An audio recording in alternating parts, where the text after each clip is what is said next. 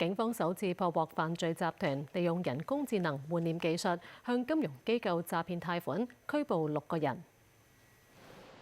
而家向金融機構開設戶口或者借貸都可以透過網上申請，金融機構會要求申請人掃描同上傳身份證明文件同即時自拍，透過人面辨識系統核實身份。警方接獲情報有騙徒利用報失嘅身份證資料影相嗰陣，利用 AI 換面技術換成同嗰張身份證一樣嘅樣自拍，喺網上申請貸款。調查後，星期四採取行動，搗破一個詐騙集團。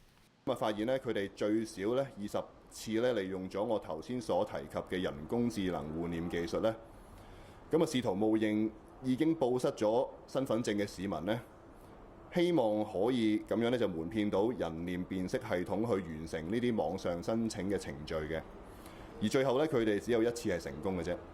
呢個集團涉嫌舊年9月至今年7月，盜用至少8名市民報失嘅身份證，先後向20間銀行同借貸公司90次申請貸款，同54次申請開設銀行戶口。最後有4次貸款申請成功批核，涉款20萬。同時利用報失嘅身份證登記超過30張預繳電話卡，發出7200個釣魚詐騙訊息，以提供積分回贈做藉口，誘騙市民交出個人信用卡資料。至少1名事主信用卡被盜用購物。消息話，除咗用 AI 換面技術，騙徒亦都嘗試直接用其他人報失嘅身份證親身貸款，最終失敗。警方唔排除有人將自己身份證賣俾犯罪集團後報失。而今日有圖呢，就未必有真相嘅。高科技嘅欺詐工具呢，實在係令人防不勝防。咁所以呢，各位係需要時刻提高警覺，保護自己嘅個人資料啦。咁提防受騙。